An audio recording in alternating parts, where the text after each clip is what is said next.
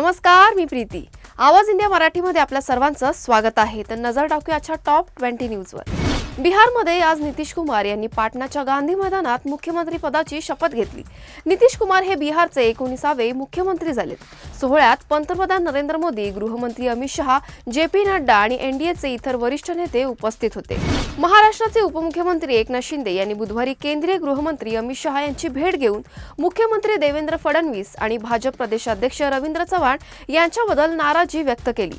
त्यांनी operation lotus आणि माजी नगरसेवकांचे विभाजन याबाबतही तक्रार केली। आगामी स्थानिक स्वराज्य संस्था आणि महानगरपालिका निवडणुकांमध्ये ठाण्यात शिवसेना भाजपसोबत लढणार असल्याचं त्यांनी स्पष्ट केलं।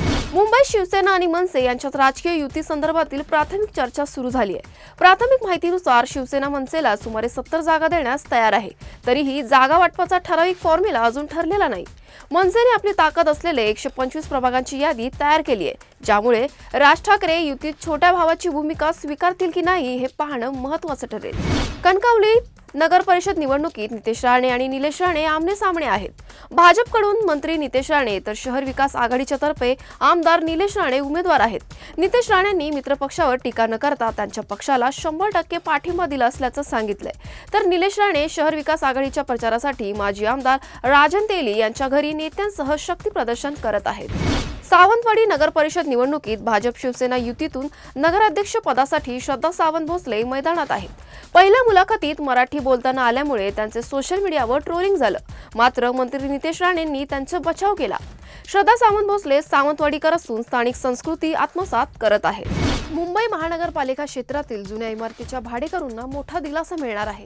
मुख्यमंत्री देवेंद्र फडणवीस सरकारच्या निर्णयानुसार मुंबईच्या पुनर्विकास प्रकल्पांतर्गत जुन्या इमारतीतील भाडेकरूंना नवीन इमारतीत जागा दिल्यास नोंदणी फी माफ केली जाईल। 400 ते 600 चौरस फुटापर्यंतच्या घरांसाठी ही सुविधा लागू होणार आहे। घराचे बांधकाम क्षेत्र 200 चौरस फूट वाढले तरी नोंदणी फी माफ राहील। बारामती तालुक्यातील माळेगाव येथे राष्ट्रवादी काँग्रेसचे शहराध्यक्ष नितीन तावरे यांच्यावर प्राणघातक हल्ला झाला। या घटनेवर खासदार सुप्रिया सुळे यांनी संताप व्यक्त केला आणि शासनाकडे हल्ला करणाऱ्यांवर कठोर कारवाई करण्याची मागणी केली आहे। तावरे या हल्ल्यात जखमी झाले असून लवकर बरे व्हावे अशी प्रार्थना करण्यात आली।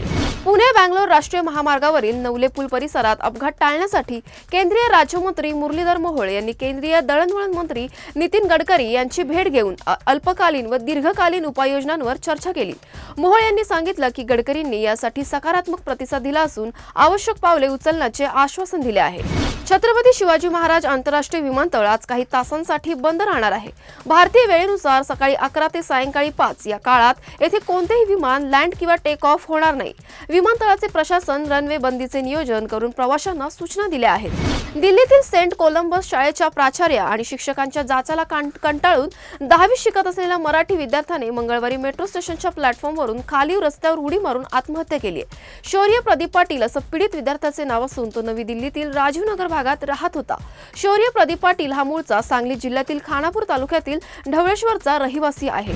मालेगावच्या डोंगराळा येथील 3 वर्षाच्या चिमुकलीवर झालेल्या अत्याचार प्रकरणावर भाजप नेत्या चित्रा वाघ यांनी संताप व्यक्त केलाय। पीडित कुटुंबियांची भेट घेताना वाघ म्हणाल्या, जर समोर असता तर उभा कापून काढला असता। संपूर्ण महाराष्ट्र पीडित कुटुंबासोबत उभा आहे। आरोपीला कायद्याच्या चौकटीत फाशीची शिक्षा मिळेल। भेटीदरम्यान कुटुंबियांची टाहो फोडल्यानंतर चित्रा वाघ यांनाही अश्रू अनावर झाले। मुंबईतील गोरेगाव पश्चिम रेल्वे स्टेशन बाहेर अनधिकृत भाजीवाल्यांच्या 2 टोळ्यांमध्ये झालेल्या हाणामारीत एका भाजी विक्रेत्याचा जागीच मृत्यू झालाय। पोलिसांनी तात्काळ कारवाई करून हल्ल्यात सहभागी आई, वडील आणि मुलगा अशा तिघांना अटक केली आहे। स्थानिक नागरिकांनी मुंबई महानगरपालिकेच्या निष्क्रिय भूमिकेविरोधात नाराजी व्यक्त केली आहे। पुण्यातील जुन्नर आणि उत्तर पुण्यात बिबट्यांची संख्या वाढल्याने मानव बिबट्यांमधील संघर्ष वाढलाय। राज्य सरकार आणि वन विभागाच्या योजनेअंतर्गत बिबट्या मादीची नसबंदी, नरभक्षक बिबट्यांचा ठार आणि रेस्क्यू सेंटर्स उभारणीसह उपाययोजना राबवल्या जात आहेत। नागपूरच्या भांडेवाडीमध्ये काल सकाळी मोठी खळबळ उडाली। दाट लोकवस्तीतील एका इमारतीच्या दुसऱ्या मजल्यावर चक्क बिबट्या घुसला। घरातील एका लहान मुलाने शेपटी पाहून घरच्यांना माहिती दिली। वन विभाग, पोलीस आणि हेल्प फॉर ॲनिमलचे कार्यकर्ते तत्काळ घटनास्थळी पोहोचले। सुमारे 4 तासांच्या प्रयत्नानंतर अधिकाऱ्यांनी अचूक दाट मारून बिबट्याला बेशुद्ध केले। बिबट्याला सुरक्षित पकडण्यात आला असून तो जखमी नसल्याचं वन विभागाने स्पष्ट केले। नोव्हेंबर महिन्याचे 1500 रुपयांचे हप्ते अद्याप लाडक्या बहिणींच्या खात्यात जमा झाले नाही। नोव्हेंबरच्या शेवटच्या आठवड्यात हे पैसे महिलांच्या खात्यात जमा होण्याची शक्यता आहे। सध्या राज्यात स्थानिक स्वराज्य संस्थांच्या निवडणुकांचे पडघम वाजत असून आचारसंहितेच्या काळात महिलांच्या खात्यात पैसे येणार की नाही असा प्रश्न उपस्थित केला जात होता। मात्र आता लाडक्या बहिणींच्या खात्यात लवकरच हे पैसे जमा केले जातील अशी चर्चा सुरू आहे। त्यानुसार निवडणुकीच्या आधीच लाडक्या बहिणींना पैसे मिळण्याची चिन्ह आहेत। नोव्हेंबर महिन्याच्या शेवटच्या आठवड्यात महिलांना पैसे देण्याची शक्यता वर्तवली जाते। उत्तरेकडून येणाऱ्या थंड वाऱ्यांमुळे महाराष्ट्रात गारठा जाणवत असून सकाळच्या वेळी कडाक्याची थंडी अनुभवायला मिळते। मुंबईत आज कमाल तापमान 34 आणि किमान 20 अंश राहण्याचा अंदाज व्यक्त करण्यात आलाय। मुंबईसह उपनगरांमध्येही थंडी वाढणार आहे। भारत विरुद्ध दक्षिण आफ्रिका यांच्यातील दुसरा आणि अंतिम कसोटी सामना 22 ते 26 नोव्हेंबर दरम्यान गुवाहाटीच्या बारसापारा स्टेडियममध्ये होणार आहे। पहिल्या कसोटी सामन्यात मानेला दुखापत झालेल्या भारतीय कर्णधार शुभमन गिलला दुसऱ्या सामन्यात खेळता येणार नाही, तरी बीसीसीआय कडून याबाबत अद्याप अधिकृत माहिती जाहीर केलेली नाही। हार्दिक पांड्या सध्या मैदानापेक्षा आपल्या पर्सनल लाईफमुळे चर्चेत आहे। दक्षिण आफ्रिकेविरुद्ध व्हाईट बॉल मालिकेपूर्वी त्याच्या पुनरागमनाबाबत चर्चा रंगत असताना त्याने हनुमानजीच्या पूजेचा एक व्हिडिओ सोशल मीडियावर शेअर केलाय।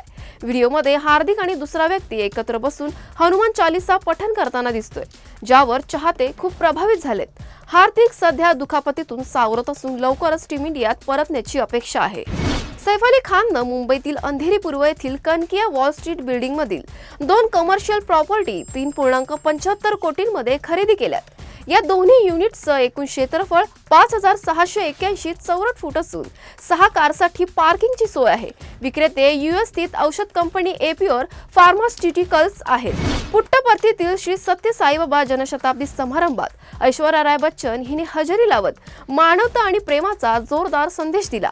तिच्या भाषणाचा आणि पंतप्रधान नरेंद्र मोदींच्या पाया पडतानाचा व्हिडिओ सोशल मीडियावर व्हायरल झालाय। ऐश्वर्या म्हणाली, एकच जात मानवता, एकच धर्म प्रेम।